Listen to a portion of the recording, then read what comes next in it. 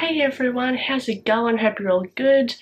Apologies for my voice sounding a little weird. I've been battling COVID, but I am getting better, much better. Not that I had it bad, I had like very mild case, but I am getting better to when I was positive, so that's good.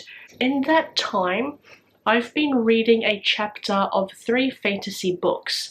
Now these fantasy books have been in my 2023 series I want to read. I will leave a video linked somewhere around here if you wanted to check out any other fantasy series that I had wanted to read in the year of 2023, and I have not read a single one of them. So I decided to look through the list, see which ones I liked the most. I would read a chapter of them and then give you my thoughts. The 3 books that I had picked that really piqued my interest a little bit more than any of the others. Malice, which is the first book in the Faithful and the Fallen series by Gwynne. Then there is the Queen of the Tearling series by Erika Johansen. And then the Bear and the Nightingale trilogy by Katherine Arden. I will have all the books linked in the description down below if you do want to check them out, because I'm not up to the task of talking about the plot in length. Malice by Gwynne. Not too much. Okay, so I actually read this in the iBooks app on my iPad. This one actually gave me quite a few chapters, so instead of actually reading just one chapter, I read at least like 4 or 5 because that's what it had given me. And before I got to the first chapter, there was a prologue and also an excerpt. The prologue about a character who is doing a sacrifice to this person that doesn't seem very trustworthy, all for him to get power. And then the excerpt follows a letter from a character that I don't think we have met yet, but this character has definitely seen a lot. I think this character is a god. I don't know, I'm not entirely sure, but having that letter kind of has like a bit of like a found footage element into it, like lost property, lost history, because in the letter it had said if this letter is ever found, if this note is ever found. So it has that kind of element into it, which I really love. Now we get into chapter 1, which follows a young character named Corbin. Not too much going on in the first few chapters, I will admit. The chapters are multiple point of view, right? So we jump around between different characters. Nothing much has happened in those chapters, but there are like little Easter eggs or little bits of foreshadowing that could just tell you what could happen, like the further you read. So we do get the character that did the sacrifice in the prologue, and we get him a little bit as well. I think these first few chapters is more like an introductory thing, like setting up the characters for where they should be in the story, and then for later on in the series. But yeah, it is interesting. I want to see where the gods went. There is like a bit of mythology surrounding it, and there's like a bit of history and ancient knowledge that is lost, I'm assuming. So it is interesting. Not what I'm jumping to read yet, but it is one I do want to read. Then I read the chapter of The Queen of the Tearling by Erika Johansen.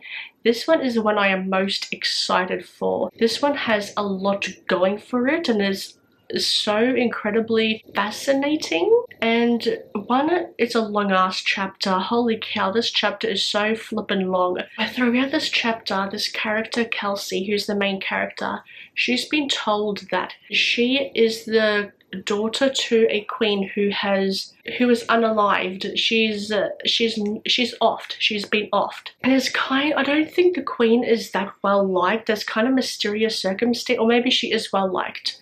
I don't know, but I think they called her the Red Queen or something like that I can remember. And her uncle, Kelsey, who's the main character, her uncle will do anything he can to get the throne, to get the power to sit on the throne that Kelsey has the birthright to. And so Kelsey has been whisked away. She's being kept in secret, and she's of an age now. She's 19. She's of age now where she can actually go to the kingdom of Tearling to sit the throne, to rule the kingdom. And throughout her life, she's been taught how to fend for herself, how to use her brain, how to be a queen, how to rule over people, how to win the respect and love of people, but yet they have not, like her foster parents, I've called them her foster parents. Her foster parents have not told her a single thing about why her mother has whisked her away, and they have not told her a single thing about the mystery of it. The kingdom of the Tearling, it doesn't seem like it's in a good place,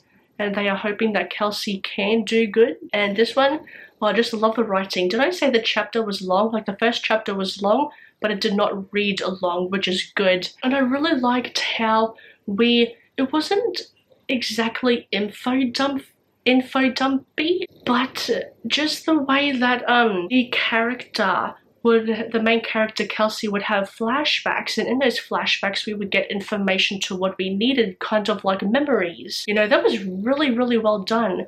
The use of using info dumps or getting information we needed in the first chapter to set up the plot in those memories. I thought that was done really, really well. And then we have The Bear and the Nightingale, which I just read, and this is the first book in a trilogy by Katherine Arden. This one doesn't tell me too much. I believe it is a Russian fairy tale. It's something about whether or not the fairy tales are real or not, like what is reality, what is not, and something to do with magic being brought back into this village, and how actually wait a minute, I just read this, so I should know.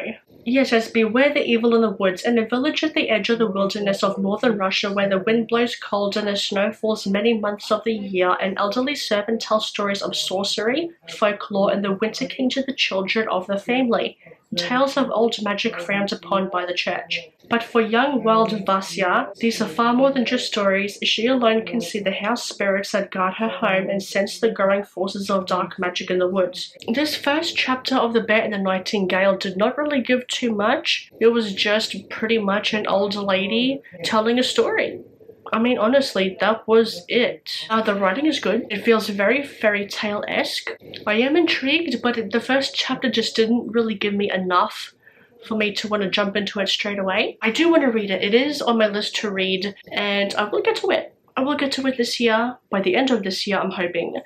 And I've heard good things about it, so that's good as well. Out of all of the 3 series that I have here, that I have read, I have decided to go with Queen of the Tearling. That is the first one I am going to read. Well, at least the first book, and then I want to read The Faithful and the Fallen, starting with Malice, and then The Bear and the Nightingale as well. So I've got a bit of catching up to do. So I don't think it'll take too long. I really don't, because I'm really starting to get into my groove with reading now. Thank you for watching, everyone. Let me know down below, have you read any of these series? Did you enjoy them? Do you think I will enjoy them? And I will let you get back on with your day. I will see you in the next video, and now it's time to get reading.